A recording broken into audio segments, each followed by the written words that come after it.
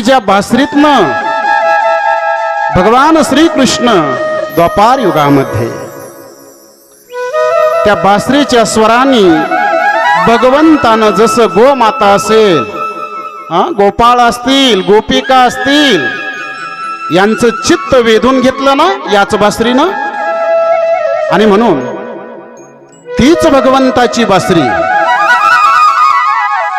आणि या बासरीचं एवढं मोठं भाग्य आहे की ही बासरी भगवंताच्या ओठापर्यंत गेली. मायबाप असणाऱ्या ह्या गवळणी आहेत ना, जळायच्या त्या बासरीवरती हेवा करायच्या.